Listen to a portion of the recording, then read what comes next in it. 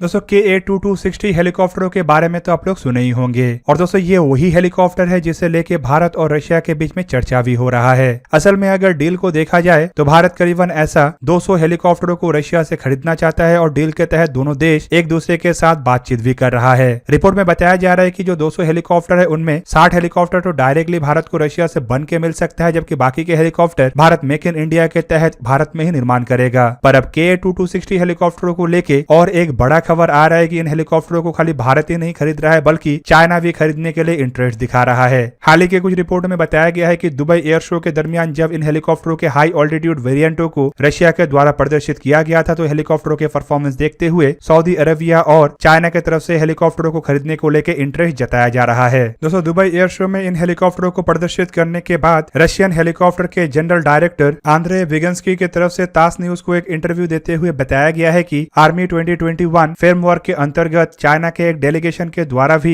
हेलीकॉप्टरों को इंस्पेक्ट किया गया था, जबकि सऊदी अरबिया के तरफ से भी हेलीकॉप्टरों को लेके इंटरेस्ट जताया जा रहा है। असल में दोस्तों अगर रशियन KA-2260 हेलीकॉप्टरों को देखा जाए तो ये काफी पहले बनाया जा चुका है, लेकिन रशिया के द्वारा इसके जो हाई ऑल्टीट्यूड या फिर कहे तो अपग्रेडेड वर्जन है जिसे अल्पाइनिस्ट भी कहा जाता है उसे मार्च 2021 में पहली बार दुनिया के सामने लाया गया था। ये एक ऐसा हेलीकॉप्टर है जो increase speed, reduce empty weight और अधिक रेंज के क्षमता के साथ है और साथ ही साथ इसे लेकर रशिया का ये भी दावा है कि यह 6500 मीटर की ऊंचाई तक जा सकता है। रशियन अधिकारियों का यह भी दावा है कि हाई ऑल्टीट्यूड में ऑपरेशन में इन हेलीकॉप्टरों को और मजबूत बनाने के लिए हेलीकॉप्टरों में ऑक्सीजन इक्विपमेंटों को भी लगाया जा सकता है और साथ ही साथ एयर कंडीशन सिस्टम और हीटिंग इक्विपमेंटों को भी लगाया जा सकता है। इवन रशिया इन हेलीकॉप्टरों को एक मिलिट्री ट्रांसपोर्ट हेलीकॉप्टर के अलावा ट्रांसपोर्टेशन के लिए भी या फिर कहे तो सिविलियन पर्पज में इस्तेमाल करने के लिए भी रजिस्टर्ड करना चाहता है। रशियन अधिकारियों का दावा है कि ये जो हेलीकॉप्टर है ये एक्सट्रीम ऑल्टीट्यूड और एयर कंडीशन में एक परफेक्ट हेलीकॉप्टर है और साथ ही साथ क्रॉस विंड में भी ऑपरेट करने वाले सबसे स्ट्रॉन्ग तरीन हेलीकॉप्टर है। इसके क्लाइम रेट भी काफी अधिक है और ये हाई ऑल्टीट्यूड में बने हुए बेसेस से टेक ऑफ करने में भी समर्थ है और ऐसे बेसेस में लैंड भी कर सकता है। दूसरी तरफ रशियन अधिकारियों का यह भी दावा है कि ऐसे हेलीकॉप्टर खाली हाई ऑल्टीट्यूड में नहीं बल्कि दुनिया के हर क्षेत्र में इस्तेमाल हो सकता है, चाहे वो समुद्र के अंदर तैरने वाले जहाज भी हो। रशिया इन हेलीकॉप्टरों को एक शिप बॉर्न वर्जन में भी कन्वर्ट कर रहा है और रशिया के रिपोर्ट के मुताबिक ये छोटे आकार के जहाजों के ऊपर बने हुए फ्लाइट डेक के ऊपर भी आसानी से उतर सकता है। दोस्तों ये जो हाई ऑल्टीट्यूड वेरिएंट है इसमें रशिया की तरफ से कई सारे तब्दीली किया गया है और बताया जा रहा है कि इसके एयरफ्रेम और डिजाइन में भी सिग्निफिकेंट इंप्रूवमेंट लाया गया है ताकि इसके एरोडायनामिसिटी को इंप्रूव किया जा सके। रिपोर्ट में बताया जा रहा है कि इसमें लाइट वेट मटेरियल्स और एडवांस कंट्रोल सिस्टम के साथ साथ इलेक्ट्रॉनिक सिस्टमों का भी इस्तेमाल किया गया है ताकि इसे और मॉडर्नाइज किया जा सके और साथ ही साथ इसे शॉक रेजिस्टेंस, एक्सीडेंट रेजिस्टेंस और फ्यूल सिस्टम के फेलियर से सुरक्षित रखने के लिए भी रशिया के द्वारा बंदोबस्त किया गया है। हेलीकॉप्टरों में जो फ्यूल इस्तेमाल का कैपेसिटी है उसे भी बढ़ाया गया है और साथ ही साथ पहले के ऑर्डिनरी रिफ्यूलिंग सिस्टमों को हटा के सेंट्रलाइज रिफ्यूलिंग सिस्टमों को भी इंस्टॉल किया गया है। इसके अलावा इसमें एक अत्याधुनिक कॉम्प्लेक्स फ्लाइट नेविगेशन सिस्टम और रेडियो कम्युनिकेशन इक्विपमेंटों को भी जोड़ा गया है। पर दोस्तों ये जो हेलीकॉप्टर है इसे भारत द्वारा खरीदे जाने का इरादा बनाया गया है और भारत और रशिया इसे लेके बीते कुछ सालों से कुछ महत्वपूर्ण मुद्दे के ऊपर चर्चा भी कर रहा है। जबकि भारत जब इन हेलीकॉप्टरों को खरीदने का तैयारी कर रहा है उसी दरमियान चाइना की तरफ से हेलीकॉप्टरों लेके इंटरेस्ट जताना कोई बड़े मंसूबे के एक हिस्से के रूप में भी देखा जा सकता है। जबकि दूसरी तरफ ऐसा भी हो सकता है कि चाइना अपने हाई ऑल्टीट्यूड कैपेसिटी को मजबूत करने के लिए खास करके भारत के लगे हुए क्षेत्र में अपने डिप्लॉयमेंट को मजबूत करने के लिए इस तरीके के हेलीकॉप्टरों को खरीदना चाहता हो। जबकि दोस्तों अगर दोनों ही देश मतलब भारत और चाइना दोनों के पास ही इस तरीके के हेलीकॉप्टर होगा तो ये भविष्य में एक तरीके से एक मुश्किल का कारण भी बन सकता है जिससे आइदर भारत या फिर चाइना किसी एक देश को अन्य देश के हेलीकॉप्टरों के वजह से मुश्किल को फेस करना पड़ सकता है। पर देखना अब यह है कि जिन हेलीकॉप्टरों को रशिया भारत को बेचने के लिए तैयार हुआ है और जिन्हें भारत में निर्माण करना चाहता है क्या उन हेलीकॉप्टरों को रशिया चाइना को भी बेचने के लिए तैयार होता है। इवन इसके अलावा देखना यह भी है कि जहाँ पे रशिया के KA-2260 हेलीकॉप्टरों के ऑल्टरनेटिव के रूप में भारत के पास लाइट यूटिलिटी हेलीकॉप्टर जैसे हेलीकॉप्टर बन चुका है और अगर चाइना को इस तरीके के हेलीकॉप्टर दिया जाता है तो क्या उसके बावजूद भी भारत के द्वारा रशिया से KA-2260 जैसे हेलीकॉप्टरों को खरीदा जाता है। तो दोस्तों ये था आज का वीडियो। अगर आपको वीडियो अच्छा लगा तो लाइक कीजिए और मेरे चैनल को सब्सक्राइब कीजिए और साथ में बना हुआ बेल आइकन को भी प्रेस कर दीजिए ताकि आप मेरा वीडियो देख पाए सबसे पहले। जय हिंद।